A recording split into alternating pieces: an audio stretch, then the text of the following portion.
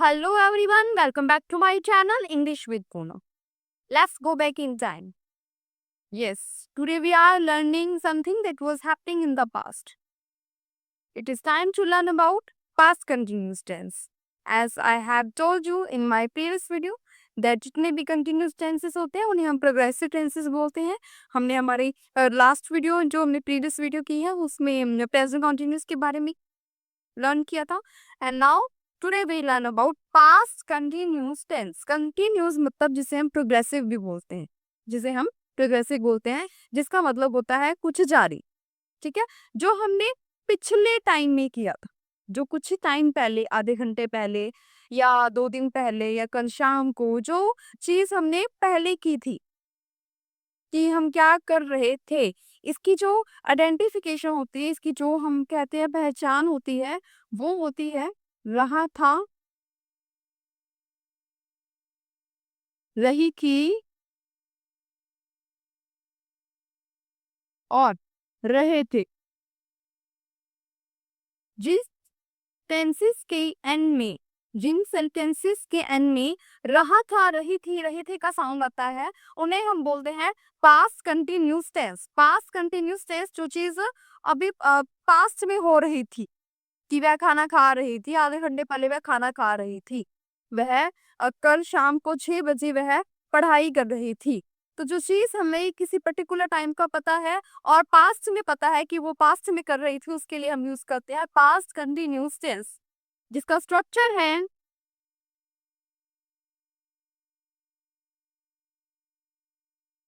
Same subject plus was were बी1 ING plus object.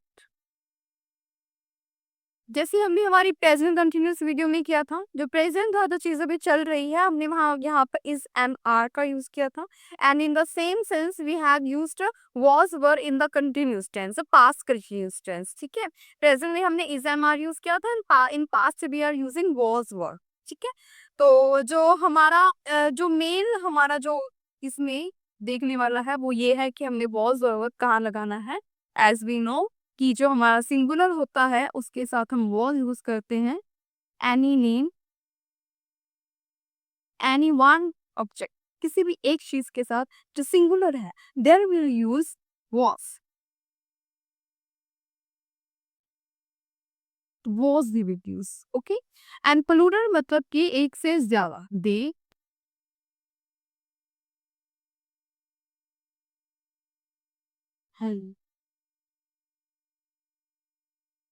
With you, they be you, इसके साथ हमें use करना है वर का. और आई के साथ भी हम यूज करते हैं वॉज का. Okay, with I also will use was. And you we they मतलब एक से जो ज्यादा चीजें होंगी वहां हमने यूज करना है वर का. Were we have to use. Okay, so for example, जैसे मेरी एग्जाम्पल है, मान लो मैं बोल दूं कि वह बाइबल पढ़ रही थी, वह बाइबल पढ़ रही थी. So what we will use here, वह it means she, because it is a रही थी. सो शी के साथ क्या यूज करेंगे हम, she is a singular, single person, so we use was. पढ़ना मतलब रीड, आई एन जी मतलब रीडिंग, बाइबल मतलब the Bible. She was reading the Bible. Okay, like they were playing outside. जब ज्यादा जने हैं, जब हमने एक से ज्यादा की बात करनी है, it means we use they. So they were playing outside, this is affirmative sentence. They were playing outside. She was cooking food, it was raining. So जहां पर भी बात पीछे हो रही थी, बारिश हो रही थी, वह पढ़ रही थी, हम पढ़ रहे थे, वह बाजार से आ रही थी, तो रहा था, रही थी. So there we have to use was were. And the single, जितने भी कंटिन्यूस टेंसेस और प्रोग्रेसिव टेंसेस है, वहां हमने V1 ही लगाना है, ING ही लगाना है. ING मतलब कंटिन्यूस टेंस, और there we have to use just V1. चाहे वो प्रेजेंट है, पास्ट है, फ्यूचर है, there we have to use just V1. जो चेंज है वो क्या है, हमारा हैपनिंग वर्ब। अगर यहाँ पर हमारा कंटिन्यूस प्रेजेंट होता so they will use is am. अगर हमारा पास्ट है तो वॉज वर्ब, हमारा फ्यूचर होगा तो क्या करेंगे वो हम हमारी नेक्स्ट वीडियो में देखेंगे। उसके लिए नेक्स्ट वीडियो के लिए बने रहिए। तो ये मेरा अफर्मेटिव सेंटेंसेस हैं जहाँ पर मैं सिंपल आपको बता सकती हूँ कि जो ही शी इट नेम है उसका हमें वॉज का यूज करना है। आई भी जो यू भी दे है, डिड भी हैव यूज वर, आई के साथ भी हमने वॉज का यूज करना है। तो ये जो सेंटेंसेस हैं ये होते हैं जब हम अपने माइंड में सोचें कि वह पढ़ रही थी, वह पढ़ रहा था, वह ये काम हो रहा था, इस काम के लिए मतलब जहाँ मैं रहा था, रही थी का यूज करूंगी, वहाँ हमें पास्ट कंटिन्यूस का यूज करना है। पास्ट कंटिन्यूस मतलब was, subject plus was verb plus V1 plus ing plus subject, and these all things are same in the present continuous also, just this thing have changed. Okay, so now we'll do negative one.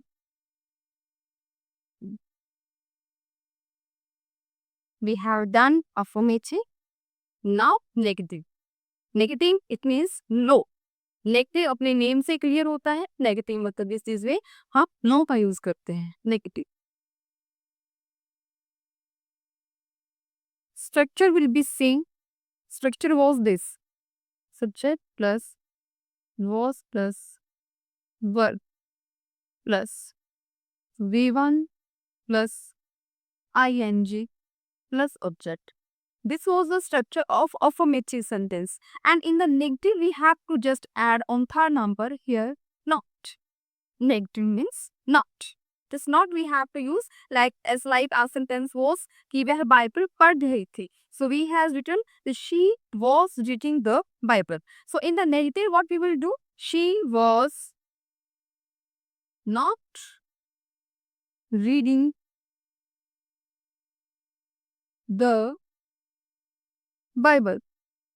बस हमने क्या लगाया है यहाँ पर? Not. Just not we have. Okay तो हमने इस चीज का ध्यान रखना है कि जब हमारा नेगेटिव आता है, नेगेटिव के लिए जैसे थर्ड नंबर पर हमारा जो हमारी हेल्पिंग वर्ब है उसके बाद हमने नॉट का यूज करना है। अदर सेंटेंस में से। Now interrogative.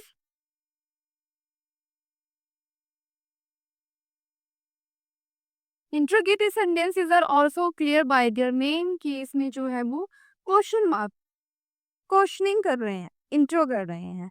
इंट्रो मतलब जहाँ पर सिर्फ वन वर्ड मतलब सेंटेंस होगा कि क्या वह पढ़ रही थी, हाँ वह पढ़ रही थी, हाँ और नाम में आंसर कर देते हैं।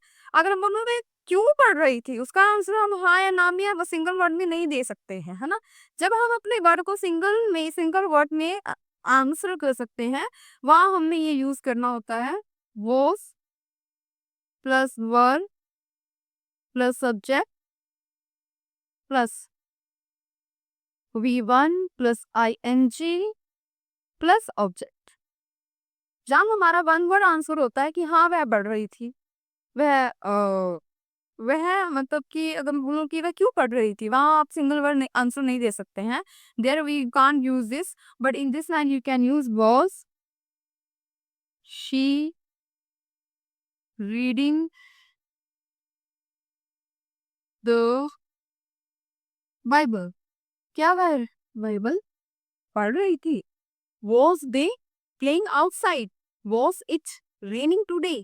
सो वहां पर हमारा was जो हमारा हेल्पिंग वर्ब है वो बाहर आ जाएगा, हमारा सब्जेक्ट अंदर चला जाएगा। Other sentence will be the same. और अगर मैं ये बात कहूँ कि WH फैमिली के लिए, तो जस्ट हमें यहाँ क्या लगाना है, WH फैमिली को आगे लगा देना है कि वह क्यों कारण पढ़ रही थी।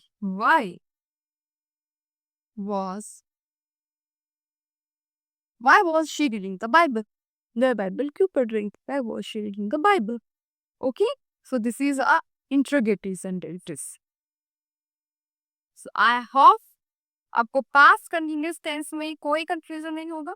These sentences are very easy, but तब जब आपने previous videos देखी हैं, अगर आपने previous videos की knowledge नहीं दी है तो ये आपको समझ नहीं आएंगे। So first you have to clear your that concepts, ताकि आपको पता लगे कि प्रेजेंट कंटिन्यूस क्या है, पास्ट कंटिन्यूस क्या है। उसके बाद जो आगे हमारे पार्ट्स आने वाले, this is the fifth one, present indefinite, past indefinite, future indefinite we have done, and present continuous we have done, and today we have done past continuous tense. So this is our fifth part. So now will do future continuous, but अगर आप step by step tenses करेंगे तभी आपको इनकी समझ आएगी, otherwise आपके जो मतलब माइंड में प्रॉपर फिट नहीं बैठ पाएंगे। और विदाउट टेंसेस आपके लिए स्पोकन इंग्लिश बहुत ज़्यादा कॉम्प्लिकेट हो जाएगी, मुश्किल हो जाएगी।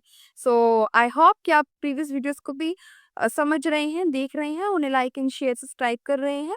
और आप इस वीडियो को भी देखिए, ज़्यादा से ज़्यादा शेयर कीजिए, वीडियो को लाइक कीजिए, कमेंट कीजिए। If you have any doubt then you can comment me. अगर आपको कोई भी डाउट आता है प्लीज़ मुझे कमेंट कीजिए, ताकि मुझे मोटिवेशन मिले और मैं न्यू वीडियोस को लेकर आ सकूँ। ओके, सो वीडियो को लाइक कीजिए। आई होप आप सबको समझ में आया होगा। Thank you.